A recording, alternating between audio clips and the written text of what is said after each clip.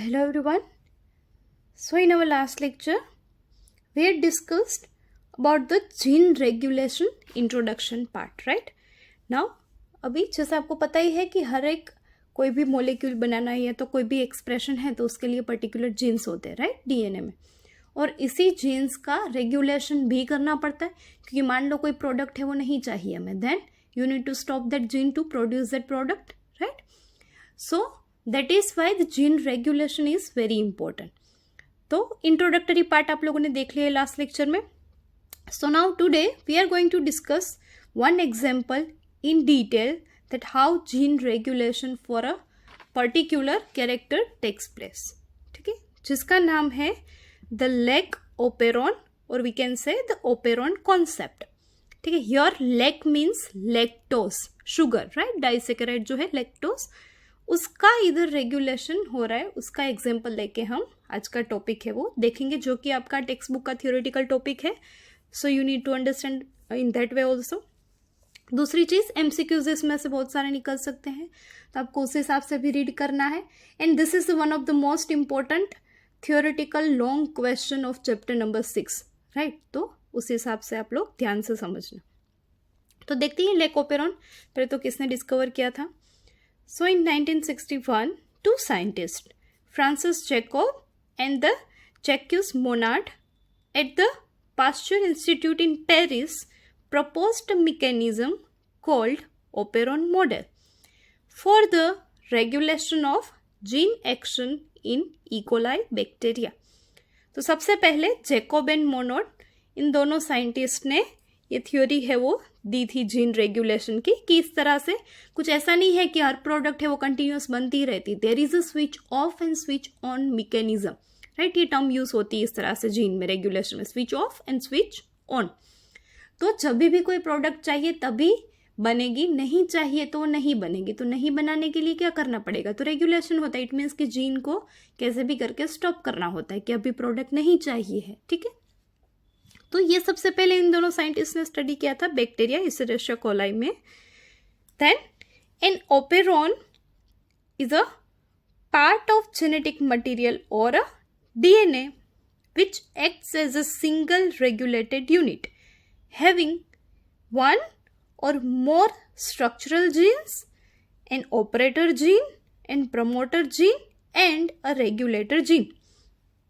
तो जैसे कि इधर हम पढ़ रहे हैं लेक ओपेरॉन। सो नाम ये ओपेरॉन क्या है? सो जैसे कि मैं पहले से आपको बताते आई हूँ कि सारी की सारी डीएनए के सीक्वेंस ही है अल्टीमेटली, पर अलग अलग सीक्वेंस है वो अलग अलग अपना रोल प्ले करती है, तो उसको हम अलग नाम देते हैं।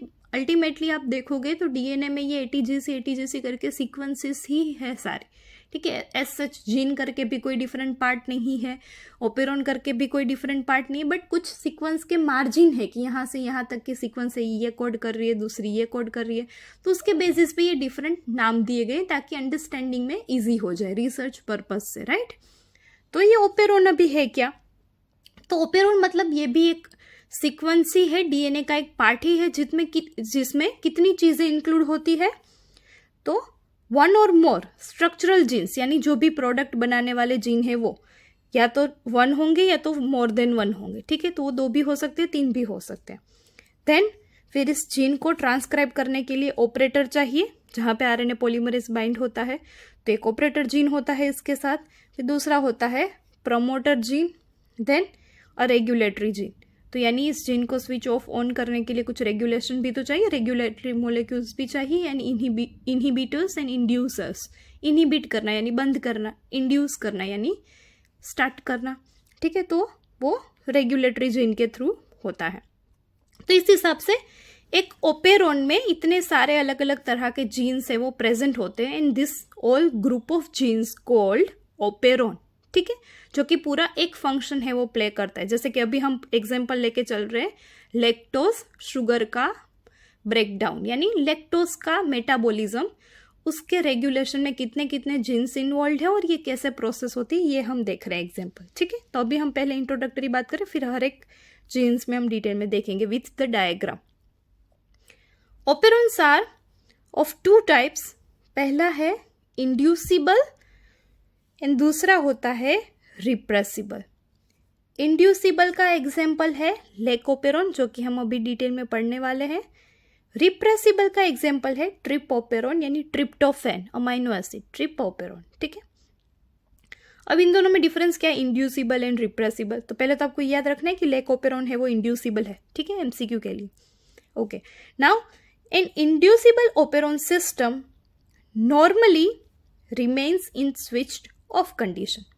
तो ये खास याद रखना है, इंड्यूसिबल में क्या होता है, ये नॉर्मली जीन है वो स्विच ऑफ रहते हैं। इसका मतलब जब भी उसे प्रोडक्ट बनानी है तभी वो स्विच ऑन रहेंगे, अदरवाइज नॉर्मली वो स्विच ऑफ रहेंगे। And begins to work only when the substance to be metabolised by it is present in the cell.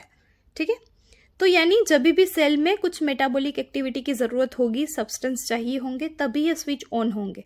ठीक है, जबकि inducible operon system generally occurs in catabolic pathway. तो जैसे कि आपको पता है दो तरह के पाथवे होते हैं, एनाबोलिक एंड कैटाबोलिक। एनाबोलिक मतलब कुछ सिंथेसाइज करना, कैटाबोलिक मतलब कुछ ब्रेक डाउन करना। ठीक है, तो ये जो हम इंड्यूसिबल ओपेरोन की बात कर रहे हैं, जिसका एग्जाम्पल लेकोपेरोन है, वो कैसा है, कैटाबोलिक पाथवे है, उसमें देखने को मिलता है, यानी ब्रेक डाउन। तो इधर भी हम लैक्टोज का ब्रेक डाउन ही देखेंगे कि किस तरह से होता है और उसमें रेगुलेशन किस तरह से होता है। ठीक है, जैसे कि दूसरा है रिप्रेसिबल। तो ये क्या करता है, रिप्रेसिबल ओपेरोन है उसमें किस तरह से होता है। सो ऑलवेज रिप्रेसिबल में ये जो जीन्स है वो कंटिन्यूस ऑन रहते हैं, जब भी प्रोडक्ट नहीं चाहिए तब उसमें उसको ऑफ करना पड़ता है। ठीक है, तो इन दोनों में यही डिफरेंस है, इंड्यूसिबल एंड रिप्रेसिबल। इंड्यूसिबल कैसा है कि वो नॉर्मल कंडीशन में ऑफ रहेगा, जब भी हमें प्रोडक्ट चाहिए तब उसको ऑन करना पड़ेगा। रिप्रेसिबल किस तरह से कि वो कंटिन्यूअस ऑन ही रहते हैं, प्रोडक्ट बनाते ही रहते हैं, क्योंकि ये इस तरह के ओपेरोन है जिसकी प्रोडक्ट की बहुत ज़्यादा ज़रूरत होती है, यानी वो नॉर्मली ऑन ही रहते हैं, बट जब ज़रूरत नहीं है तभी जाके उसको स्विच ऑफ करना पड़ेगा। ठीक है, तो यही मेन डिफरेंस है इन दोनों में। इंड्यूसिबल है वो कहाँ पे, कैटाबोलिक पाथवे में यूज होते हैं, यानी कुछ ब्रेक डाउन करने के लिए, तोड़ने के लिए, जबकि रिप्रेसिबल ओपेरोन्स है वो मोस्टली कुछ बनाने के लिए, यानी एनाबोलिक पाथवेज में यूज होते हैं। ठीक है, तो ये बात हुई इंट्रोडक्टरी पार्ट की। नाउ अगर लैक्टोज का ब्रेक डाउन होता है तो क्या बनेगा, तो जैसे कि लैक्टोज आपको पता है क्या है, डाइसेकेराइड है। ठीक है, so with the help of enzyme beta galactosidase, lactose converted into a 2 monosaccharide called glucose plus galactose।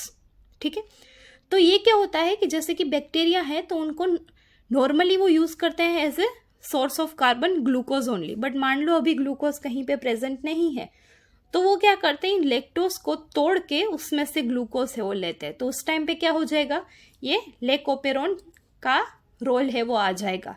ठीक है, पिक्चर में, क्योंकि लैक्टोज को भी तोड़ना पड़ेगा तो उसके लिए रेगुलेशंस चाहिए ना, कि कब तोड़ना है, कितना तोड़ना है, कब फिर वापस तोड़ना बंद कर देना है। ठीक है, और ये सारी चीजें होती with the help of this enzyme beta galactosidase. There are 2 more enzymes which are responsible in this process, but we will discuss it later।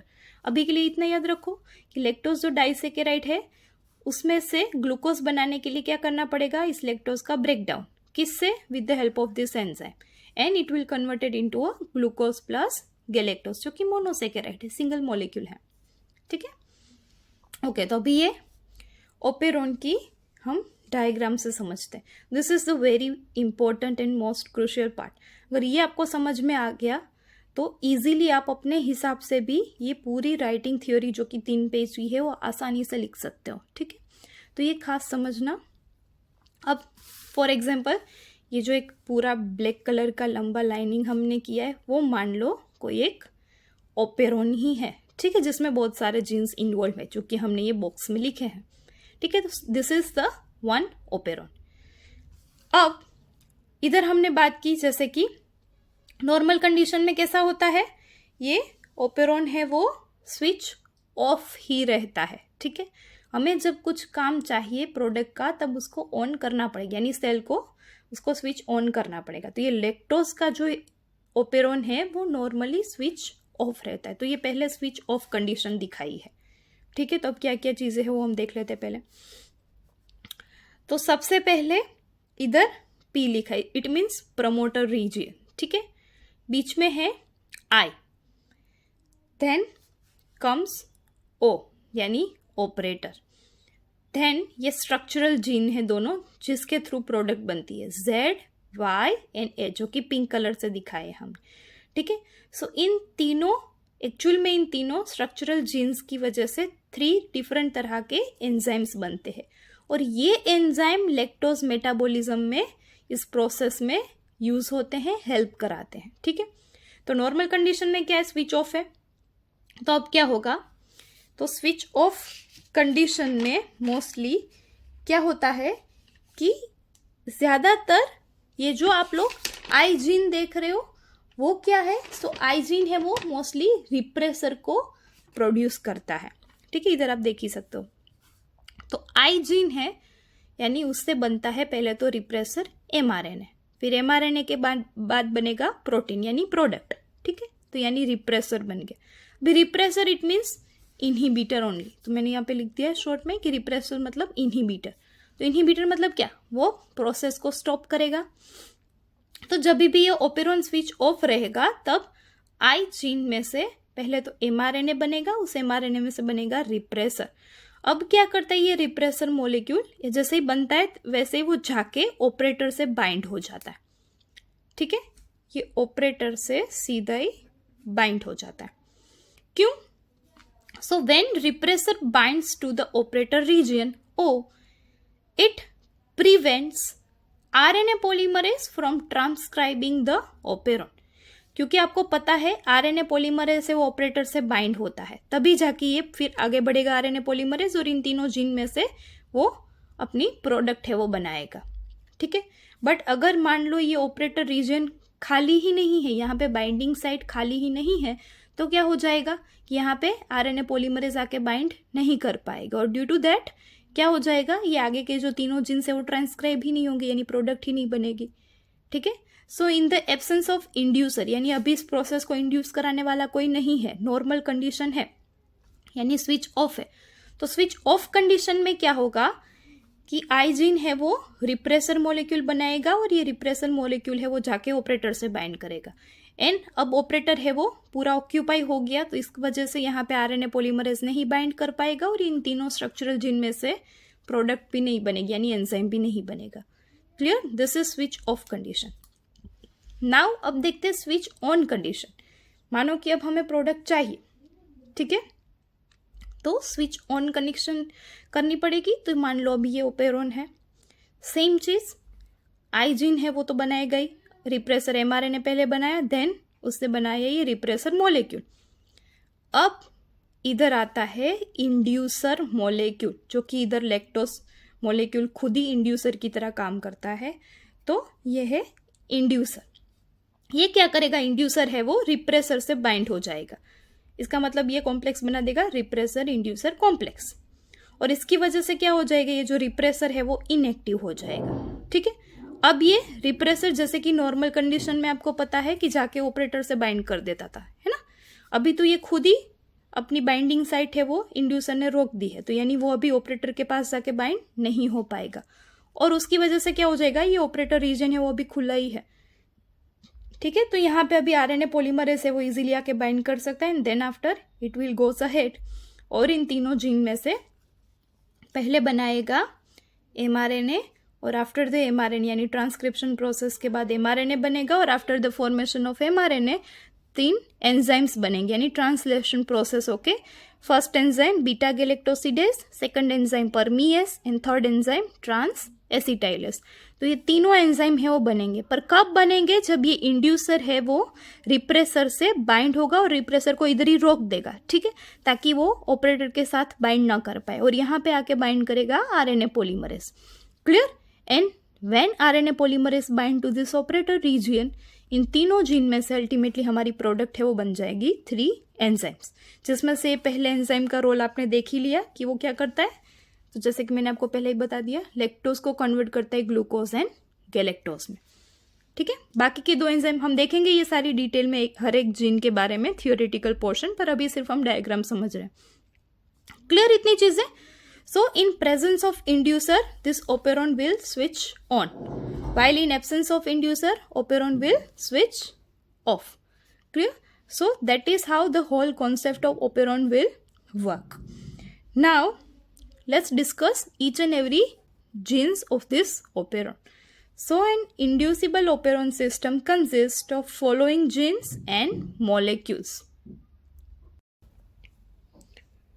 Okay तो सबसे पहला है इंड्यूसर, ठीक है, यानी जो क्या कर रहा है, रिप्रेसर को बाइंड करके इनएक्टिव कर देता है ना. ये जो हमने अभी लास्ट प्रोसेस देखी थी ओपेरॉन स्विच ऑन करने की. तो देखते हैं इंड्यूसर के बारे में डिटेल में. So it is an chemical जो कि सबस्ट्रेट भी हो सकता है, हार्मोन भी हो सकता है और सम मेटाबोलाइट भी हो सकता है, ठीक है, which after coming in contact with the repressor forms an inducer repressor complex. तो जैसे कि आपने इधर देखा, इंड्यूसर रिप्रेसर कॉम्प्लेक्स बना देता है. इंड्यूसर है वो रिप्रेसर के साथ बाइंड हो गया एंड अल्टीमेटली क्या हो जाएगा, ये रिप्रेसर है वो इनएक्टिव हो जाएगा, यानी इनहिबिटर है वो इनएक्टिव हो जाएगा. This complex can not bind with the operator gene which is दस स्विच ऑन. तो जैसे कि मैंने आपको पहले ही बताया कि ये जो इंड्यूसर है वो रिप्रेसर के साथ अगर बाइंड हो जाएगा तो ये जो पूरा कॉम्प्लेक्स है वो भी ऑपरेटर के साथ नहीं बाइंड हो पाएगा. और ऑपरेटर अगर मान लो ओपन रह गया तो वहां पे फिर आरएनए पॉलीमरेज से वो इजीली बाइंड हो जाएगा and then after structural gene में से वो अल्टीमेटली ट्रांसक्रिप्शन एंड ट्रांसलेशन करके 3 एंजाइम्स बना देंगे. क्लियर? सो दस the operon will be switch on. The free operator gene allows the structural gene to transcribe mRNA to synthesize the enzymes. Structural genes कौन कौन से हैं? Z, Y and A. और इन तीनों जीन में से ultimately as a product 3 enzymes बनेंगे, ठीक है. So we can say active repressor जब बाइंड होगा इंड्यूसर के साथ, it means plus inducer, ultimately हो जाएगा इनएक्टिव रिप्रेसर, ठीक है. Now, the inducer for lac operon of Escherichia coli, E. coli, is lactose. In fact, allolactose and isomer of lactose. So, ये lactose खुद ही as a inducer work करेगा. Specially lactose का isomer जो होता है एलोलैक्टोज, वो एज ए इंड्यूसर एक्ट करेगा. तो ये सारी चीजें कब होगी लैक्टोज में? So when the sugar lactose is added to the culture of E coli, यानी जब हम इकोलाई को पेट्री प्लेट पे सारा मीडियम बाहर से न्यूट्रिशन प्रोवाइड करके जब ग्रो करवाएंगे तो उसमें हम मीडियम में मान लो दे रहे हैं लैक्टोज, ठीक है, ग्लूकोज नहीं दे रहे. तो अभी क्या करना पड़ेगा इकोलाई को, इस लैक्टोज मोलिक्यूल को ब्रेक डाउन करके उसमें से ग्लूकोज लेना पड़ेगा as a source of energy, क्योंकि अभी वहां पे ग्लूकोज तो है ही नहीं. तो ये हम तब ये क्योंकि रिसर्च करने के लिए देखा साइंटिस्ट ने कि किस तरह से रेगुलेशन होता है और किस तरह से लैक्टोज का ब्रेक डाउन करते हैं इकोलाई बैक्टीरिया, ठीक है. तो इसलिए उन्होंने क्या किया कि when sugar lactose is added to the culture of E coli, a few molecules of lactose gets into the bacterial cells by the action of the enzyme called permease, ठीक है. तो जो 3 एंजाइम बन रहे हैं उनमें से एक परमीएस है. तो अभी इस परमीएस एंजाइम की मदद से क्या होगा, जो लैक्टोज मॉलिक्यूल है वो बैक्टीरियल सेल के अंदर है वो दाखिल होंगे, ठीक है. A small amount of this enzyme is present in the cell even when the operon is not working. Obviously ये ओपेरॉन जब काम करना चालू करेगा तभी तो ये एंजाइम बनेंगे ही, बट मान लो ओपेरॉन अभी स्विच ऑफ है तो भी पहले से बना हुआ थोड़ा सेल के बॉडी यानी अंदर, सेल के अंदर यानी बैक्टीरियल के बॉडी के अंदर परमीएस एंजाइम है वो पहले से ही प्रेजेंट होगा, ठीक है. So even after when operon is not working, small amount of enzyme permease is already present inside the cell. These few lactose molecules are then converted into an active form which act as an inducer. तो जैसे अभी ये बाहर से medium में से lactose cell के अंदर दाखिल हुए बैक्टीरियल सेल के अंदर, वो एक्ट करेंगे एज ए इंड्यूसर ताकि बैक्टीरियल सेल के अंदर इस लैक्टोन ओपेरॉन को स्विच ऑन किया जाए, ठीक है. Which act as an inducer and binds to the repressor protein. Now the inducer repressor complex fails to join with the operator which is turned on. The 3 genes are expressed as 3 enzymes to metabolize the lactose and ultimately 3 jeans जो structural genes है उसमें से ultimately 3 different तरह के enzyme है वो बन जाएंगे। कब बनेंगे? जब ये लैक्टोज मोलिक्यूल जैसे ही सेल के अंदर जाएगा और वो एक्ट करेगा एज ए इंड्यूसर, तो रिप्रेसर को स्टॉप कर देगा, इनएक्टिवेट कर देगा एंड ऑपरेटर मोलिक्यूल है वो ओपन हो जाएगा। वहां पे आएगा आरएनए पॉलीमरेज और उसकी मदद से स्ट्रक्चरल जीन है उसका ट्रांसलेशन है वो पॉसिबल होगा। ठीक है, तो ये बात थी इंड्यूसर के बारे में। नेक्स्ट कौन सा मॉलिक्यूल था? स्ट्रक्चरल जीन्स के बारे में बात करते हैं जो कि 3 हैं, Z, Y and A। So this genes synthesise mRNA which in turn synthesize polypeptide और enzyme over the ribosome। तो ये जो प्रोडक्ट हमें मिलेगी, एंजाइम जो मिलेंगे वो किससे मिलेंगे? स्ट्रक्चरल जीन्स के थ्रू ही मिलेंगे। ठीक है, an operon may have 1 or more structural genes and each structural gene of an operon is called cistron। तो MCQ के लिए याद रखना है स्पेशली एज ए डेफिनेशन कि सिस्ट्रॉन मतलब क्या। सो व्हाट इज सिस्ट्रॉन और which of the following is considered as cistron. So operon के अंदर जितने भी स्ट्रक्चरल जीन्स प्रेजेंट है, तो अगर हम लेक ओपेरॉन की बात करें तो इसमें 3 स्ट्रक्चरल जीन्स प्रेजेंट है। ठीक है, तो ये जो भी तीनों जीन्स है उसे क्या बोलेंगे? सिस्ट्रॉन। ठीक है, तो स्ट्रक्चरल जीन्स के अंदर जितने भी जीन्स प्रेजेंट है इंडिविजुअली उनको सिस्ट्रॉन बोलते हैं and combinedly they are called structural jeans.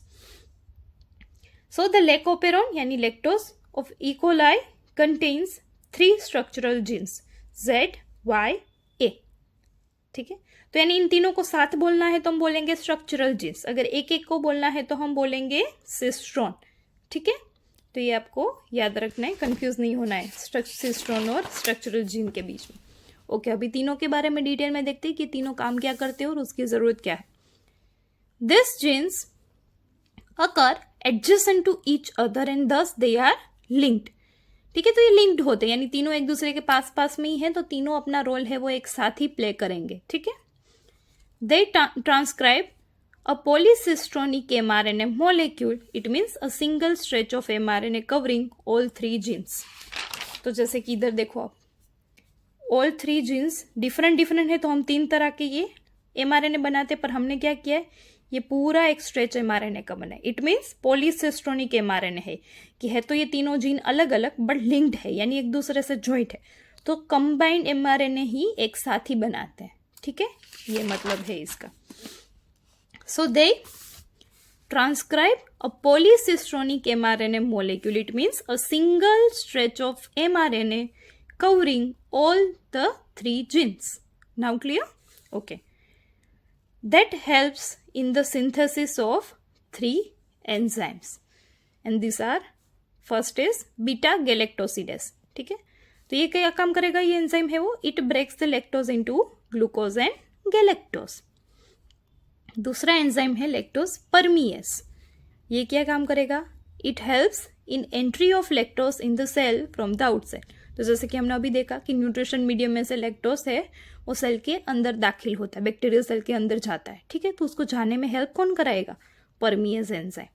And the third transacetylase, it will help in transfer an acetyl group from the acetyl CoA to the beta galactosidase and beta galactosidase can work easily and rapidly. ठीक है, तो ये beta galactosidase की speed को enhance करने में help करता है ट्रांस एसिटाइलेज और उसको एक्टिवेट करने में हेल्प करता है। ठीक है, नेक्स्ट ऑपरेटर जीन। ठीक है, so it lies adjacent to the structural genes. तो ऑपरेटर जीन आपने डायग्राम अगर आपको याद हो तो इधर वो लिखा है ना, तो ये तीनों स्ट्रक्चरल जीन के एकदम पास में होता है operator gene. And directly controls the synthesis of mRNA over the structural genes। तो ये ऑपरेटर की वजह से ही mRNA बनना या ना बनना पॉसिबल होता है। ठीक है, it is switched off by the presence of a repressor. तो आपको पता है रिप्रेसर मॉलिक्यूल जाके ऑपरेटर मॉलिक्यूल से ऑपरेटर जीन से बाइंड हो जाता है ताकि वहां पे RNA पॉलीमरेज से वो आके बाइंड नहीं कर पाए, तो इसका मतलब ओपेरॉन है वो स्विच ऑफ रहेगा। अब जब भी रिप्रेसर है उसको इंड्यूसर रोक देगा तो वहाँ पे आरएनए पॉलीमरेज बाइंड हो जाएगा। इट मीन्स कि ओपेरॉन है वो स्विच ऑन हो जाएगा। तो एक तरह से ये ऑपरेटर जीन है वो स्विच का काम करता है, ठीक है। ये मान लो एक स्विच है यानी ऑपरेटर। अब स्विच ऑन करेगा इंड्यूसर, स्विच ऑफ करेगा रिप्रेसर। क्लियर? तो आप इस तरह से याद रखना। और स्विच ऑन होके जो लाइट आती है, ठीक है, जैसे कि हम घरों की अगर बात करें तो उस तरह से अगर स्विच ऑन हो जाएगा तो 3 एंजाइम्स आएंगे। Clear? An inducer can take away the repressor and switch on the gene that directs the structural gene to transcribe. ठीक है, तो जैसे ही आपको पता ही है कि इंड्यूसर आएगा तो वो रिप्रेसर को है वो रोक लेगा, वहां पे वो ऑपरेटर के साथ बाइंड नहीं होने देगा एंड अल्टीमेटली ऑपेरॉन है वो स्विच ऑन हो जाएगा। So this operator gene is ultimately worked as a switch itself and the on off machine, on off program is inducer and repressor. Okay, next gene है promoter gene. This gene is the site for initial binding of RNA polymerase when the operator gene is turned on।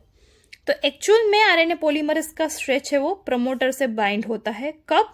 जब ये operator region है वो switch on रहेगा। ठीक है, यानी operator अभी स्विच है वो ऑन है, तो यहाँ से आरएनए पॉलीमरेज से वो बाइंड होना स्टार्ट होता है प्रमोटर रीजन से, क्योंकि प्रमोटर रीजन की जो सीक्वेंस है वो एग्जैक्टली ऑपोजिट होती है आरएनए पॉलीमरेज की। तो आरएनए पॉलीमरेज उसको रिकॉग्नाइज करेगा और वहां पे जाके बाइंड करेगा। When the operator gene is turned on, the enzyme RNA polymerase moves over it and reaches the structural genes to perform transcription. तो फिर अब आरएनए पॉलीमरेज से वो अपना काम शुरू करेगी, यानी उसका काम क्या है? एमआरएनए बनाना। ठीक है, आरएनए पॉलीमरेज से वो क्या करेगा? एमआरएनए बनाएगा और अल्टीमेटली फिर एमआरएनए में से ट्रांसलेशन प्रोसेस होके बनेगा एंजाइम्स यानी प्रोटीन। ओब्वियसली एंजाइम से वो अल्टीमेटली प्रोटीन मॉलिक्यूल ही है, वो एक तरह के प्रोटीन ही है। ठीक है, फिफ्थ है रेगुलेटर जीन, जो कि आई जीन था। ठीक है, so it produces a repressor that binds to operator gene and stops the working of the operator gene. Okay, तो ये रेगुलेटरी जीन है जो कि रिप्रेसर को बनाता है। तो डायग्राम में ये आई जो लिखा है वो क्या है? रेगुलेटरी जीन है जो कि रिप्रेसर को बनाता है। ओके, और वो क्या करेगा? ऑपरेटर के साथ बाइंड होकर स्विच ऑफ कर देगा ऑपेरॉन की। ठीक है, and the last repressor molecule जो कि बनता है रेगुलेटरी जीन में से। अब ये रिप्रेसर मॉलिक्यूल क्या करेगा? It is a protein produced by the regulatory gene I. It binds to the operator gene so that the transcription of structural gene stops. Repressor has two binding site for first है operator gene and second है inducer। तो आपको पता ही है ये repressor है वो दो जगह दो अलग अलग मॉलिक्यूल के साथ बाइंड हो सकता है।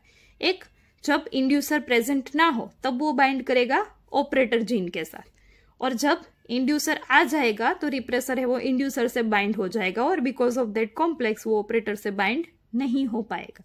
तो रिप्रेसर के पास दो डिफरेंट साइट होती है बाइंडिंग की। डिपेंड्स, अब पहले इंड्यूसर नहीं आता है तो वो ऑपरेटर से बाइंड करेगा, और अगर इंड्यूसर आ जाएगा तो वहीं इंड्यूसर उसको रोक देगा तो ऑपरेटर से बाइंड नहीं कर पाएगा। तो इस तरह के डिफरेंट 6 मॉलिक्यूल्स एंड जीन्स होते हैं कुल मिला के, जो कि इस पूरे लेक ओपेरॉन को कंट्रोल करते हैं यानी रेगुलेट करते हैं। ठीक है, कि कब उसको चालू होना है, कब बंद होना है, किस तरह से होगा, कितनी देर तक होगा, ये सारा रेगुलेशन होता है। तो आप लोगों ने देखा होगा जैसे कि एक ही प्रोसेस है लैक्टोज मेटाबॉलिज्म, लैक्टोज को तोड़ना है सिर्फ। ठीक है, और उसको तोड़ने के लिए चाहिए 3 एंजाइम। तो पहले तो ये 3 एंजाइम बनाने पड़ेंगे तब जाके लैक्टोज मॉलिक्यूल टूटेगा। ठीक है, तो इस 3 एंजाइम को बनाने की पूरी ये रेगुलेटरी जो सिस्टम अभी आपने देखी in the form of lake operon, तो ये सजेस्ट करता है कि इस तरह से हर एक प्रोसेस होने के लिए बॉडी में कितनी कॉम्प्लिकेटेड मैकेनिज्म्स होती है जो कि प्ले होती है।